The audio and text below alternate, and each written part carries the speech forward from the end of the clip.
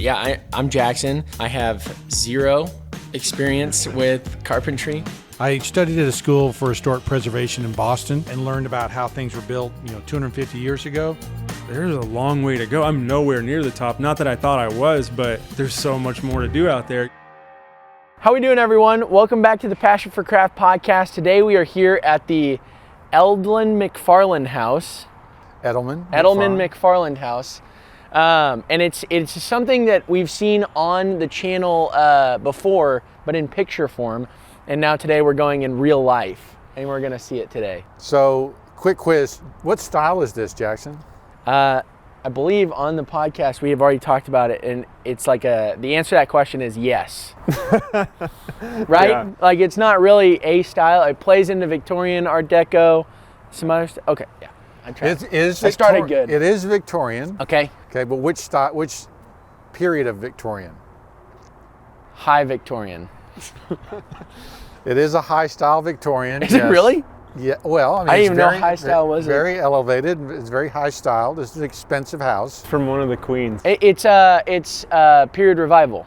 No. It's what's it called whenever they bring it back? That's a revival. Okay. But no, it's not. It's not that.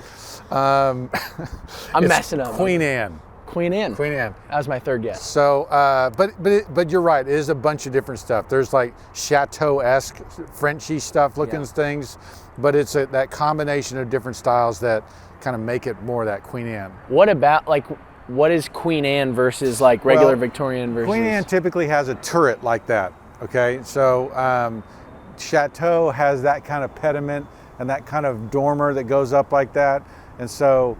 It's this mix of different styles, but that's what they did in the Victorian period. They weren't really architecturally pure. So you did remember that correctly. So good job with that. Could you recreate this today? Well, yeah. I mean, the quick answer is yes. But only because I've got subs that were working on the courthouses and depots that do this kind of stuff. Mm-hmm. And so when I first got back to Texas, this sandstone, all this red stone here is called sandstone. And so, it's like a limestone. It's like sedimentary. Thank you. Like sand, right? that is collected together, and it's hardened over time. And limestone is like really hard, right? And it's a sedimentary rock as well, but it's much more dense. Okay, and so. Sandstone's really soft, and so when I got back to Texas, one of the first jobs they did was restore all this sandstone. So at this house? At this house. Oh, cool. So all of that. That's kind of fun. And what's going to happen you get to do everything cool. The water and rain and stuff, acid rain, everything else, decompose this stuff. So it was probably right at about 100 years old that got redone, and I think we'll see on the backside some of that decay of the sandstone on the backside. So, but will you continually have to restore that? Like, is that kind of part of the process? It requires maintenance, but I mean, every 100 years, I'm okay with that. Yeah. The question was, can you recreate it? And the answer is only because I've got a group of subs that know how to do it. Mm-hmm. If you're somewhere like. Most likely I'd have to go out of state for a lot of this stuff. So it's not like I've got a team in Fort Worth that could do this. No. And so, we might be going all over the country to find artisans to do this stuff, but you could redo it. It'd be freaking expensive. It would be very expensive. You're probably at, $1,500 a square foot. Wow. Right. And so we're typically building houses between 500 and 1,000 square feet.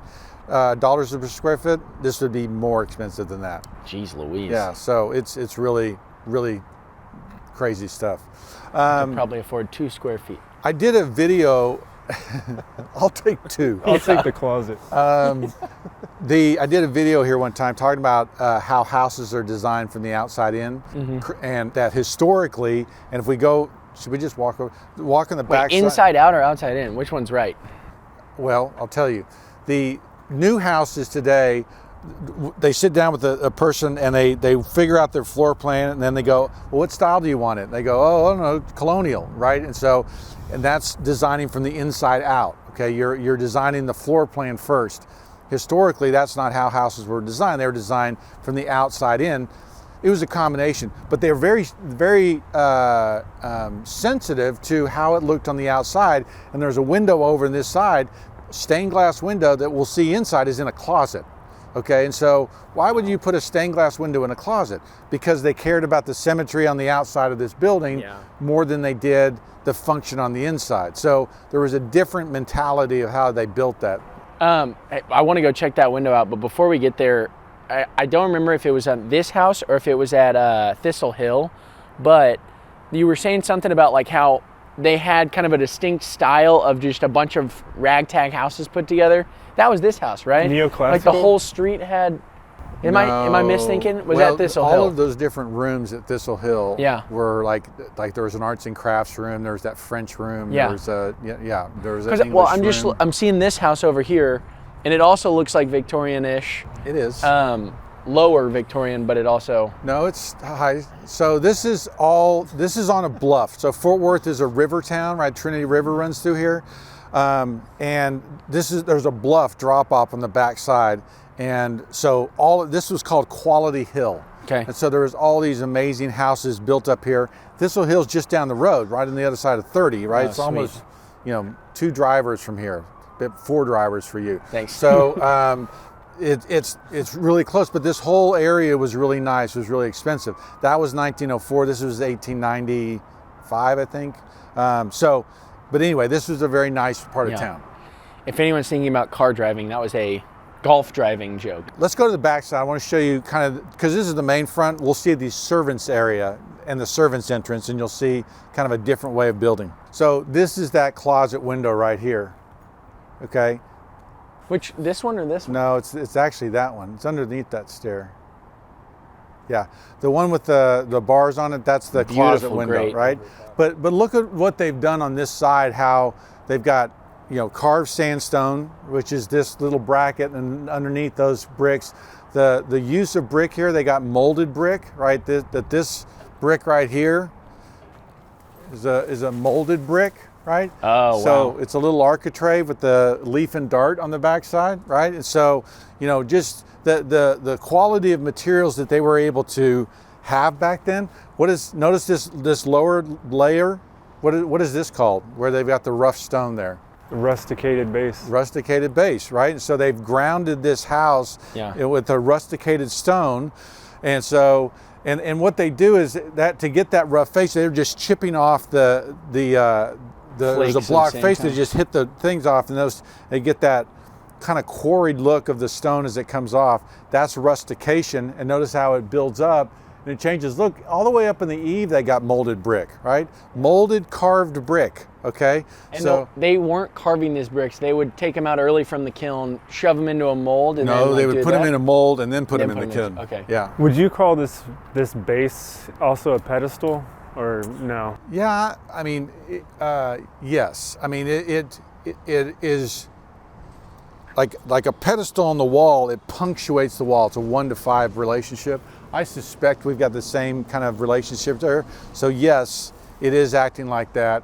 You see that little cap there? It looks like a pedestal cap. Yeah. And so, it does work that way. And then the buildings, like the column, and then up there's like the cornice. Yeah. Nice. Exactly. It's crazy. Every little detail in this wall is now just we'll see as we go around the back side. They won't use these as fine a material, but because this is, of course, the servants area back here. So, like they carved the sandstone, but then they molded the brick. But they have the two playing into each other, like on the edges there. Like even just continuing the whatchamacallit? Well, sandstone's really soft, and so it's fairly easy to manipulate, and so this is the bluff. And remember, in 1890, no air conditioning, so having this breeze come off the river would have been a very nice thing in Texas, very appropriate to have. Now we come to the back side. We got a service stair, got a service awning, and there's still some carved brick and things back there, but there's less of it, right? Oh, definitely, yeah. So, when you compare this to even the front. just the top eave there, I feel like if it was in the front or the side, they would have had more like design and... Maybe, but I mean, this back porch, we've gone to wood columns instead of sandstone columns. Yeah. Right? They had carved sandstone columns, and now we don't. Do you think these windows are original with that glass? They are. They are? Yeah. This is the part you could afford. Yeah, this is my 2 square feet right here. So, you know, this was the condition of the sandstone that got restored in the front, right? And you helped restore it? This is just water decay, okay? Just water erosion that's taking crazy. place. It looks like kind of like it's been by a river, you know? Yeah, so Yeah, you look it's at smoothed down. that, right, where they restored that porch, but they didn't restore this back area. It's now sharper it needs restored. edges. It's just it's muddy and dull, right? I mean, No, I'm saying up there, sharper edges. Yeah, and look at this cap, right? I mean, it's just, if I pulled on that, I could lift that off, right? Prove it. That's where you come in. Here, I'll. Where's So my when you crowbar? say Don't they let the apprentice near that. When you say you all restored that, does that Well, mean you I- replaced it? Yeah, it was all new. Okay, you was all can't just new. chip away a new layer. No. Oh, that's a good question. I was thinking it was just chip away again. No. But it really has shrunk it down, like even here, like it really just has like pulled it back. Yeah, further I and mean, further, you so if don't you have just that. chipped a new You don't layer have that away. chipped, rocked face now, Yeah. right? You have a kind of a dull, muddy face. But now we've got a wood porch. Notice the column capitals are pretty much the same, but it's all wood stuff now. So this is now the servants' entrance. That's the kitchen in there. That's a back stair. So, you know, it's really changed. This column's been restored, right? Uh-huh. Because it's got a metal beam in the middle of it. Yeah, I was just No, looking that's at original. That's Really? original. Yeah. that. And it I had thought- a metal beam originally? How did they get the column on it? They slide it on. Okay. This one looks like it might be glued in 2 halves. Yeah. But it wouldn't have been, it could have been glued in halves. It could have just been slid onto the top. But I remember in another video, do you remember what I'm talking about? When he was saying like, oh, this is so bad because they've just assembled this column around a metal pole Oh, that was at the... at the Italian house. It's all execution, okay? Okay. It's all, there's you know, number of ways to skin a cat. And Yeah. so, you know, and it also depends on the material. Wood is something that's very easy to glue. Fiberglass doesn't glue as well. And Yeah. so it depends that way. But notice even little things like this on this porch, that this bottom rail has this steeple thing. Yeah. Why is that? Rain. Stopping water from sitting on top of it, right? So this has been restored too. Yeah. We've actually worked on this back porch a number of times. 100 years, huh? The porch floors are something that's very hard to make last, and so products like Ocular and things like that are better. But Is that a type of wood? yeah, it doesn't help that this is painted brown. That heats up the wood. It Yeah. cooks it basically, and makes it hard to make it last a long time. Let's go back in the front. Let's go in the front door. Check Sweet. it out. So again, now we've got the hierarchy of materials, right? So now we've got almost the same capital, the sandstone capital, but now, you know, not in wood. Notice the floor, right? We've got I think it's a pink granite, which is a Texas granite. And so, you know, porch floor, really nice. There's a drain slot there with you can see a hole going out through the Yeah, stone. that drain slot is crazy. Isn't that cool? So That's that's nice. basically so it's built on a pitch probably. Built on a pitch. And then it'll, Yeah, run in there That's and awesome. run That is out. cool. But, you know, just, it's awesome. It's amazing materials and everything else. it is crazy just like they would have known the use of copper is going to oxidize, right? Uh-huh. So the like choice of having like a green house. Well, I mean, a lot of, in Texas, it's interesting. Our copper doesn't always turn green, it turns brown. Oh, And really? so we don't have the salts and the other stuff in the air. So, you know, we've had clients before say, what can we put on our copper so that it greens out? Because Yeah. we like the green. Yeah. So anyway, but the other thing, we talk about mortar quite a bit. There's a little bead detail on Oh, this brick. wow. So that someone has gone in with a little tool and tooled a little bead in between That's here. crazy. But you know, talk about careful. So you'd have to do this one first? Correct. And then pass over and you get the straight line Yeah. there.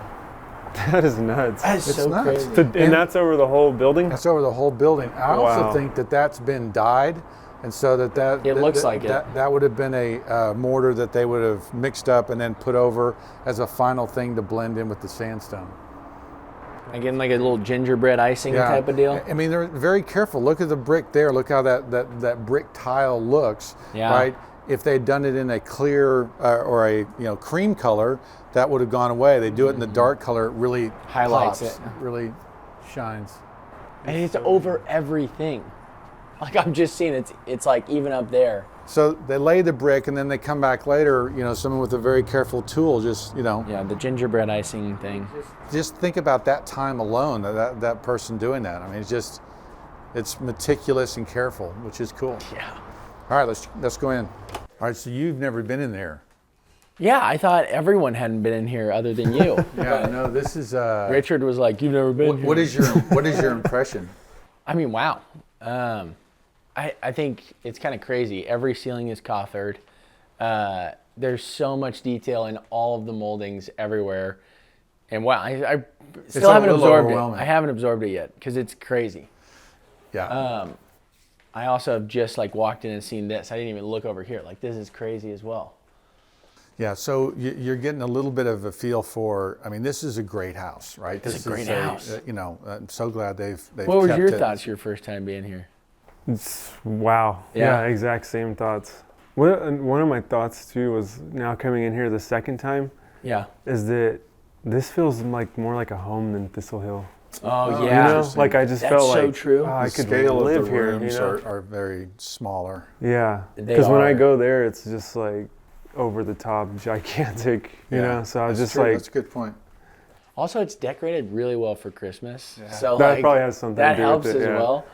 Because I have the same thought. Like that. Now that you say that, I'm like, whoa, wow, yeah.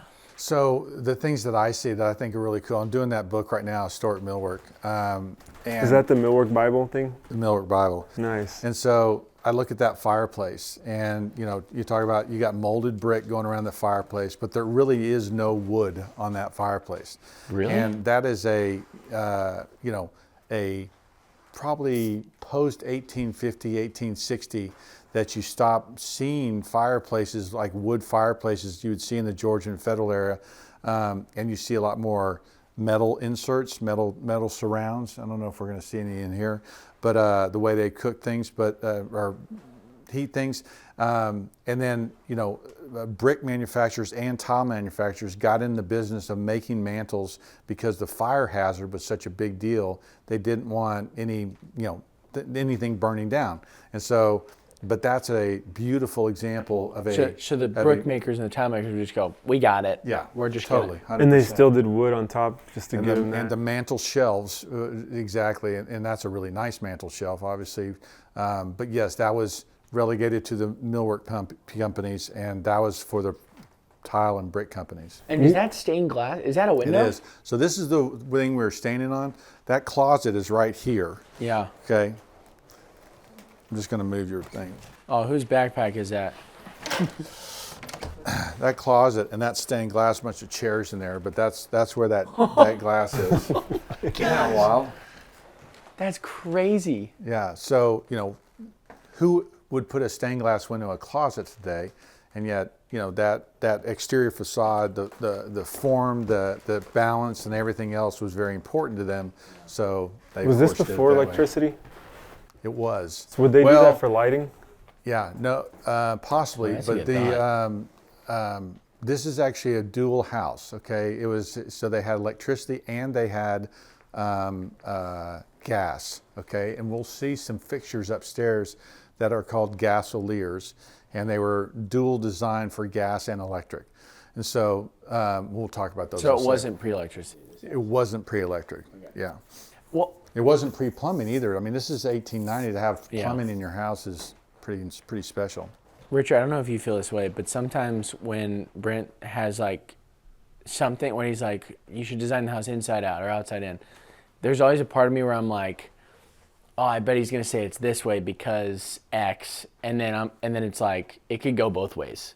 Do you ever feel like that, where I'm like, this might be the right answer? Maybe I've just been quizzed enough by you, but like even with the designing from the inside out, I was like, oh, it makes so much sense that they wanted to design it from the inside out. And then now thinking about it, designing it from the outside in, it's like, of course that's what you would want to do. You'd want to start with the outside look and then design the inside based off of how the outside, because you can change so much more. I don't know. Yeah, you have to take both into consideration. Yeah. And then probably compromise in some areas, For sure. Like that. For sure. Oh, there's a lot of old houses that you'll see where the door casing dies into the side of the thing. You're always making compromises. You're always Right there. right there. Exactly. So Tear it down, start over. Poorly planned, yeah. but You didn't think about that? when we work with designers and stuff like that, they always are saying, no, we're not going to have enough room for the casing and everything else. I'm like, historically, that's not really what they used to do very much. And so, But you have said Versailles is a masterpiece, and like everything is considered there. well, I don't know about door casings like that. You said everything, so I think we're locked in there. We can't change it. Let's go into this room. Can we look at that? The fireplace is nuts. Yeah, let's go look at it. Sorry, I know we got a camera close up, but like this is crazy. Also, speaking of door cases dying into something, like, get this piano out of here. You know what I mean? Is that annoying to you? Well, look how freaking cool this is, and then we got. But this is a really small room, right? I mean, this is, two people can sit in here. What would you call this room? Well, A smoking room. yeah, it's almost like an ingle nook. It's not an ingle nook, but it's like that small little thing right off the stairs where you would just be a little cozy little let's get warm It feels space. cozy. I mean, this is Yeah. awesome. The little swoops. I mean, it's fantastic. Yeah. It's a very cozy space. But I mean, look, this is a piece of granite. It's granite Yeah, these are keystone, too. right? So you got granite on the edge. That You got the brick with the little small line in there, tinted the same color as the brick, so it reads as monolithic. But yeah, this is. Would you find special. this in a pattern book, or is this just You'd find this in a catalog. No okay? way. So those, I was digging around in those Batty Langley pattern books. Did he make a lot of that for masons, or was that mostly geared towards Well, carpenters? so Batty Langley 1740s. This is 1880s, 1890s. And so you could probably do you- either way, right? yeah, but they're talking the same language because we're still talking about architraves and cornices and keystones and yeah. stuff like that. So it's still that classical language, but it's being expressed differently. Yeah, I mean. Yeah, you could use a different yeah, material and exactly, still do it. Yeah. Exactly. I mean, Okay. We were talking about it in Thistle Hill, but the size of their mortars are small. They're not as small as Thistle Hill, but it's like. I think they're smaller in some cases. Really? Yeah. I mean, it's just crazy. And then the thinner brick tiles, or what, I don't know what you call them, but like it's so thin. Bricks. Bricks. Are the those thinner Roman brick. bricks? What? Are those called the Roman bricks? No, Roman bricks are, yeah, they actually is. It's about 1.5 by 12. That looks about, almost looks like 14. But yeah, no, it's a bigger brick. But yes, it is a Roman brick. So cool. Yeah.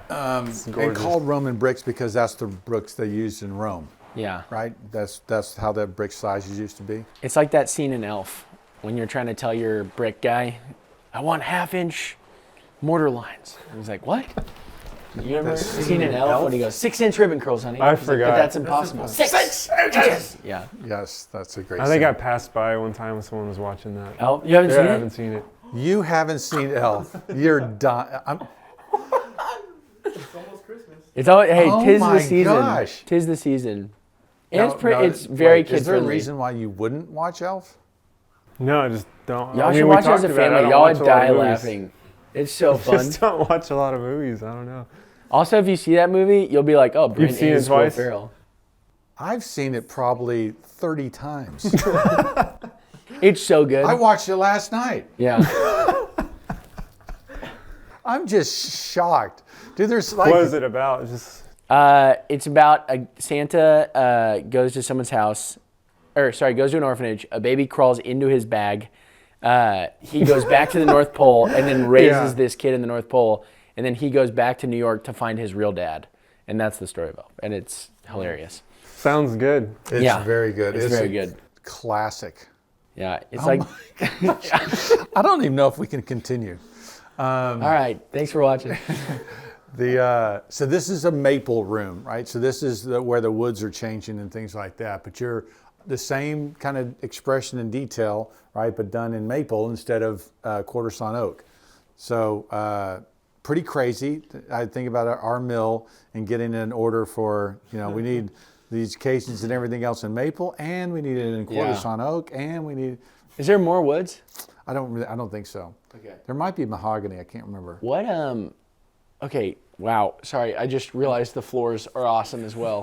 Oh So my gosh. these in the catalogs, Look, that's these in the different, that's catalogs are different. called wood carpets, and so they are actually rolled out. Okay, and so Like this? they were made. Not this. This is strip floor, but that in there is would have been made in a pattern at a mill, done in big rolls and just What sent do you mean out. roll? Just how do some you roll guy it on a out? bench, right? So they would have a canvas back, right? And then Yeah. they would attach the things, glue them to the back of a canvas back, and glue the whole thing together. But they're so tight. Yeah. How did they roll? I don't.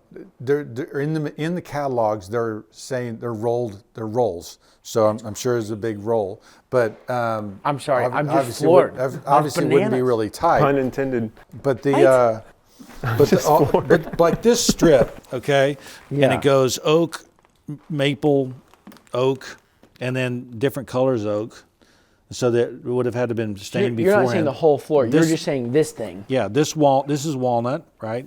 And it could be rosewood or something else like that. So we've got 1, 2, 3, like 4 different woods in here. So this strip right here would have Oh, been so would have it's been like made. strips. And then this. I'm thinking of a rug like this. I thought this would have been the rug that they would have put rolled together out. and done. Okay, and rolled okay. out. Because this is what I was like. How do you roll that even? It's just like It makes sense though. yeah. It's I just, see the gaps too, like where probably was able to. It could have been made in sheets. It just says No, in it the makes sense now. in I the get it. catalogs they said they I rolled get it up. Anyway, And this is we're back to quarter-sawn oak in this room. yeah, and I think most of it's quarter-sawn oak. And when we go to the back areas, it'll all be paint grade. And so, again, this hierarchy of materials and paint grade versus stain grade. Sorry, those little detail. What are those two things up there? Is that old curtain hanger things or like what? Above Looks like a knob. It looks like there was an electrical electrical thing. porcelain knob that came through there. And then, you notice the picture hanger, Oh, right? The picture wow. rail. So there's the way it's supposed to go, right? You've got the little hook, the 2 wires coming down on the print. How do you feel about that? But that's And in every room of the house. I like that a lot. We're doing it. Really? in the You like tavern. that? I like it a lot, yeah. you don't like nailing into the walls? No, I'm not. I don't mind nailing into the wall, but I just like that you can hang pictures off a In the molding day and of move them around. sheetrock, it's easy to nail into the wall. In the days of plaster, it Yeah. wasn't. Oh, okay. Nailing a nail in Yeah, a piece of plastic concrete. sucks. Or if you want to nail into your wallpaper, that wouldn't be good. Oh, that's a great thought. I wanted to ask about that. What are y'all's thoughts on wallpaper? I like it a lot. Really? And it's already made a huge comeback. It has? Yeah. We got so many of our clients doing wallpaper right now. That's so funny. I've actually learned how to put it up. Really? Yeah, I it's feel like you're kind of a really wizard easy. with all paint It's things. stupid easy. I Really? was so intimidated by it. Yeah. Yeah. Well, it seems hard to match patterns and everything Yeah, like that. but you can, like I put a pattern up and then I kind of like, oh, it's tweaked a little bit. You just pull the whole thing back off and reset it. Like, No it's way. not, I was shocked how easy it was. What are you using on the back of it? Is it some sort of It's adhesive? you roll a wallpaper adhesive. Yeah. Yeah. And it's all water based. It's Oh if my you get it gosh. on stuff, it washes off. I don't know why. That's amazing. I was just so So let's, do you want to keep talking about wallpaper? I'm fascinated by it. I actually don't know much but about it. I have a book of no, I'm just kidding. A whole book. Come look Wallpaper at pattern book. these built-ins over here. I noticed as we walk around here though, you hear all the squeaks. Well, and in my time working on this house, they have tried to figure out how to restore these. Like they've needed to sand and finish. If you look really close, you'll see the nail holes and things like that. And it's been sand and finished in the past, and so they can't anymore. And so Because it's too low now. yeah, it's too low. So these floors are only like 3/8 of an inch thick. Oh wow. And so, Oh, you so know, that's why it makes sound when we move on them. yeah, one kind of walk across or one couple sand and finishes and you're done being able to sand and finish it anymore. But this built-in, just there's obviously everywhere you look there's stuff, but just the quality of the oak. I mean, it's obviously furniture grade, furniture quality. Yeah. Yeah. My gosh. We were talking about how even the little column has a little emphasis on it. You know, like that's crazy. Isn't that awesome? Yeah, so let's go upstairs because it will show you kind of because you go through that door or you go through that door and you're stepping in back to the servants area. So it's Yeah. all paint grade. The quality of the materials is not as good. That's but so that's cool. your butler's pantry where they were serving people. This is the back stair, right? You always have 2 stairs in a house like Yep. this, the main stair and a back stair. And so, yeah, and we can go all the way to the 3rd floor because I want to show you the kind of the servants areas, and there's some gasoliers and stuff. What, this thing, is this to call your servants, dinner's ready? No, I think that's an old gasolier light that's been plugged. Oh, yeah. I'll open it. Yeah. So there's not a ton of room to move here, so we'll just stand here and talk about it. But notice what's happened, right? Pine floors, pine trim that's not even painted, right? Would these be live-in servants? These would quarters? be men's and women's different areas and stuff like that. Notice there is still a picture rail throughout this whole room. You gotta hang your photos, your Interesting. family photos. I love coming into attics and basements of old houses because you find things that have been stored and put up there, like all these shutters for the house. Like you saw the shutter hangers downstairs, but there were no shutters on the house. They're all right here. It'd be a fun project to restore those shutters. What's the thought of they're just in bad shape and they took I them off? suspect when air conditioning comes along, you no longer need shutters, right? Shutters were a great air conditioning thing because you could block out the sun, but still air could come through a room. And so, you could open your windows at night, close your shutters, and, anyway, still be comfortable. So, there, sash doors and blind, it used to be the names of the Manufacturers Association. So, blinds and shutters were part of the whole deal. And so, it was the Northwest Sash Door and Blinds Manufacturers Association. So, shutters and blinds used to be a big part of how houses were built. Yeah. And, so not only the hardware, the quality of the wood, all that stuff is pretty special. This is called a gasolier, okay? So gas and electricity speaks to the fact that they didn't know which one was going to be predominant, right? Holy smokes, that's crazy. Maybe it's like a comparison between Wi-Fi and Bluetooth or something. That which one's going to they'll both be there. All right, stick to your lane. Stick to your lane. So the crazy thing about the gasoliers is DVD and Blu-ray. that it was a flame. It was a freaking flame that just was. And so and that's not far from the ceiling. And so you'd end up with these black spots. Are you serious? It's an open flame.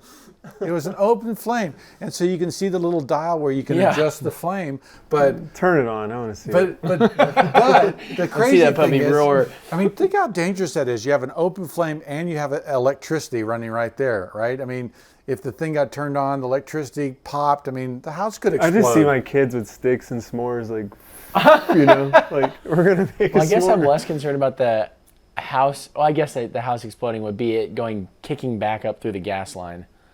Yeah, that's crazy. That's wild. So it's it must have smelled funny. It must have it smelled like carbon dioxide or whatever. Yeah, because it's not exhausting anywhere. No, it's not exhausting. It's not like a chimney or Look at something. this room. There's no exhaust port for any of it. You know how many dead servants are probably haunting us right now from this gas?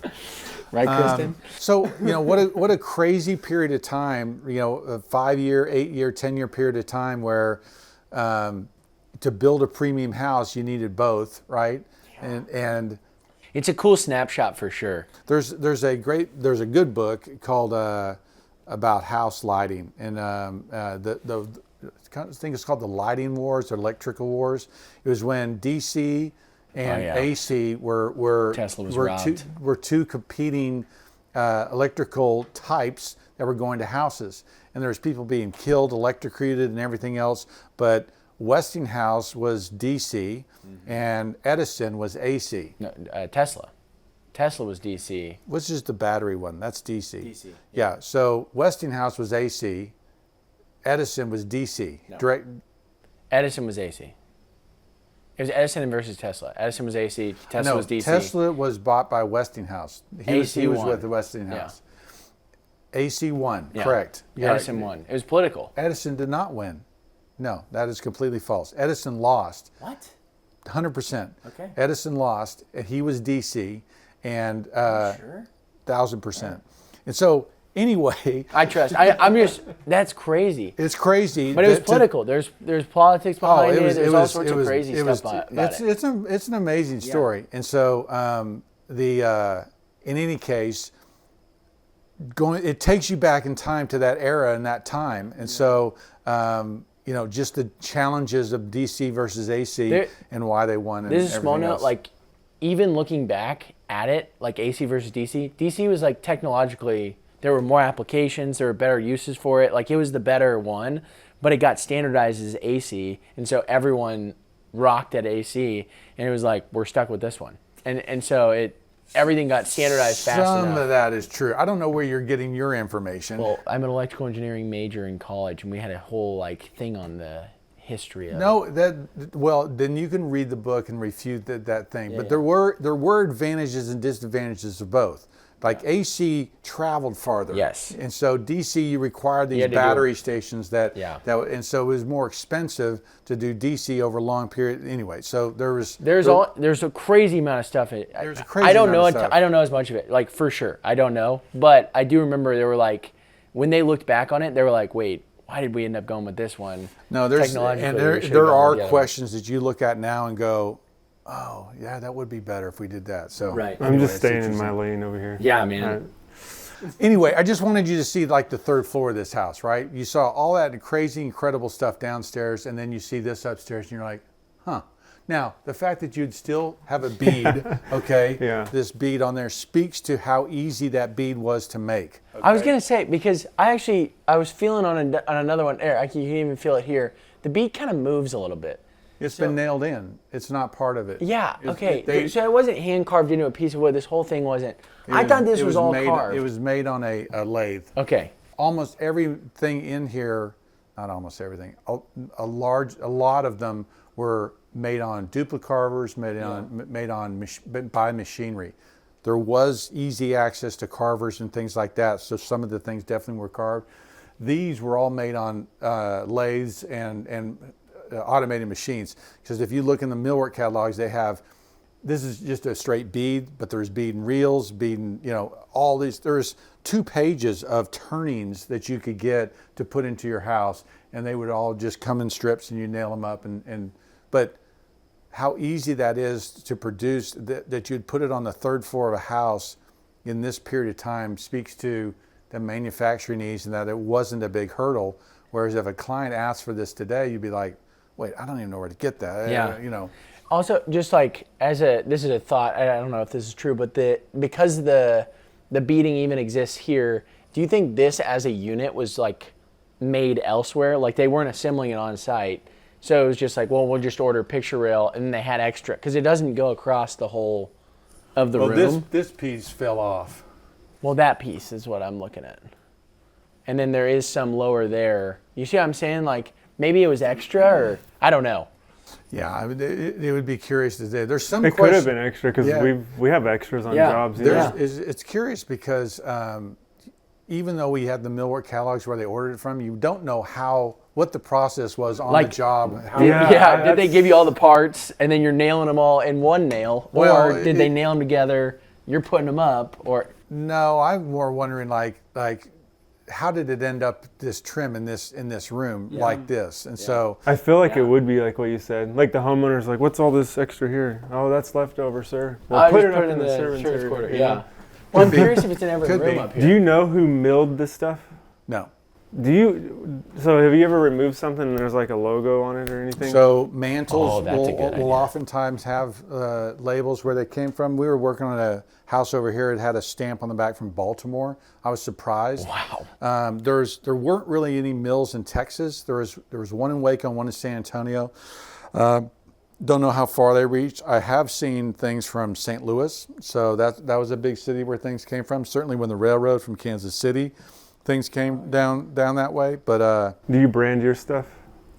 No. No, it'd be cool to take like a wood brand just to the back, not where you can see it. No, if I it know. ever comes off. We've talked about doing that kind of thing, and that is a good thought. We just never. Do you ever brand your stuff? Because I've seen some cabinet shops brand the inside of the drawer. I don't really like that because you see it. Yeah. But just if you're taking stuff off and you're like, oh, cool, this is from wherever. Right. Yeah. It is like a cool touch of history. Yeah. We're hoping with the 100-year window, we were just talking about some of the hardware that we actually might make our sash, make our own pulleys, make our own things, and we could stamp those. Yeah, that would be really cool. You'd even put like a cool Easter egg inside of some of the, like the box where it's held. like where the thing goes up and down inside Weights, of that. yeah. Put like a note You could in have there. like not something where you're like, I'm gonna hand write, whatever. But just Hand like signed by the Brent. 100-year window made 2023, so then No, they know yeah, no, Oh, when yeah, they prepare it. I think that is something we want to do, but haven't done that yet. Look at all the beading that's been added, right? You got it over that doorway, you've got it on this stair, you've got it in that door panel mold. They probably just had stacks of that stuff they nail in. Also, the It's so delicate too when you think about yeah, handling it. I know. Yeah, it And so, really is delicate. This wainscoting I think is interesting because this is probably a board right there. That was a tongue and groove board. Maybe that's the board that they would tongue and groove together. And I tell people all the time, there's so much opportunity you can do with beadboard. I've seen in courthouses where they've flipped it back and front, so you have this flat board, then you have a beadboard, then you have a flat, and then you have a reeded stuff. So we do not get creative enough with this beadboard and the opportunity here, because you see it running up the stairs. It's all in its back hall, but it really is a great tool to use as far as differentiating an area and figuring stuff out.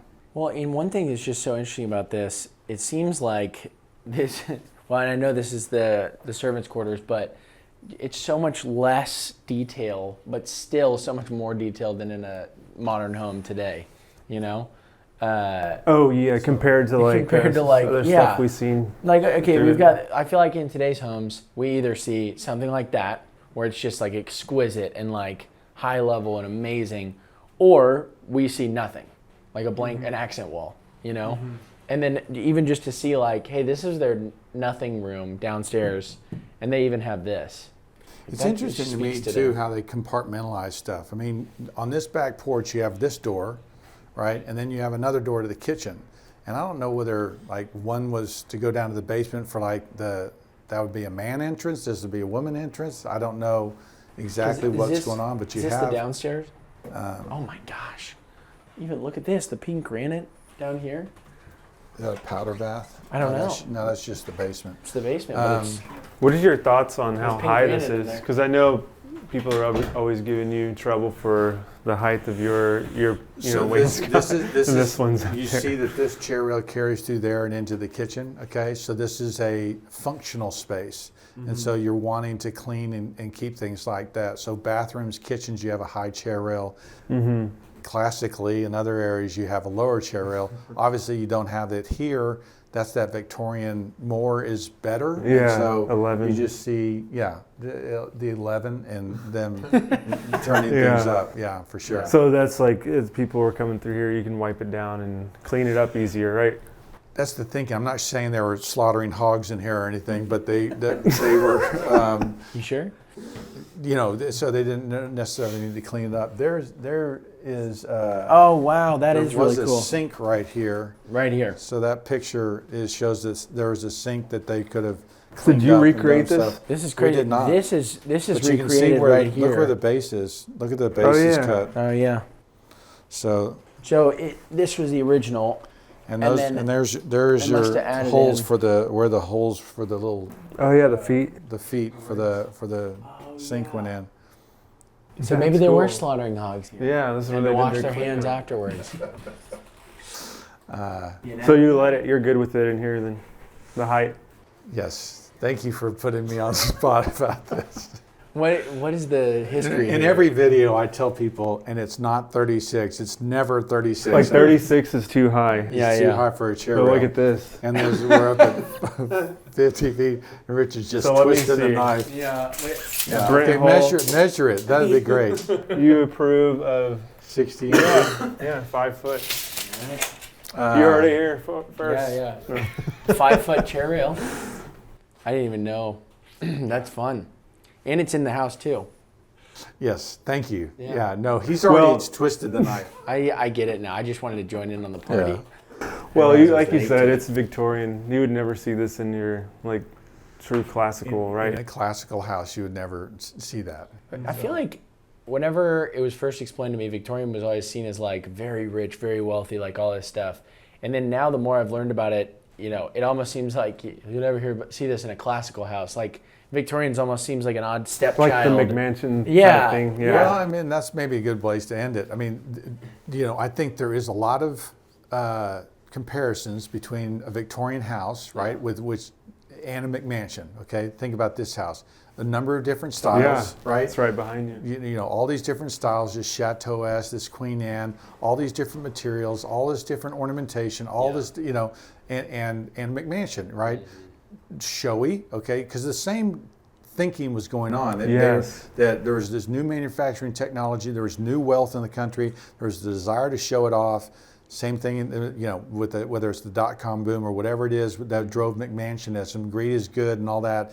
These people trying to show off their wealth, show off their things. So the thinking, the thought process. Yeah, it was the same, right? But expressed differently. This one, the craftsmanship was better, the quality of the materials was better. I mean, I'm looking at it right here, and it's like, even though it's the McMansion of its time, I like it still. I was still going to looks say, good. there is something looking. to it where it communicates good design versus a McMansion which does not communicate good design. There needs to be a dig in because there's a reason why, okay, and it may be that outside in that you end up with goofy things on McMansions that aren't as goofy in these houses, but no, there is a charm, there is a more of an awe, okay, at least for me, looking at these houses, the craftsmanship, the quality, materials, everything else, that isn't happening with McMansions, and why is that? And so it's maybe we should dig into that on the next episode. There you go. That would be a good one. Do a comparison, talk about McMansion like versus why Victorian. a great McMansion house, or let's say that this is an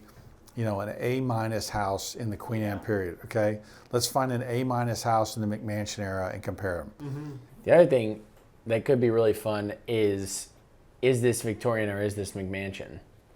You know what I mean? Like, it may be easier to tell than I'm thinking, but is this house? Because if you showed me this house and you said, is it Victorian or a McMansion?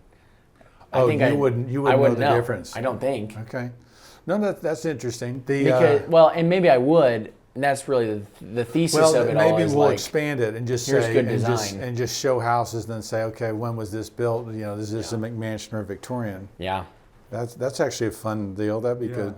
Well, thanks for jumping in on our brainstorming session for our next video. We'll be looking forward to seeing you in the next one. These may come in out of order. Who knows? But thanks for watching this episode of Passion for Craft at the McFarland House. Merry Christmas. Merry Christmas. Watch Elf. Watch your health.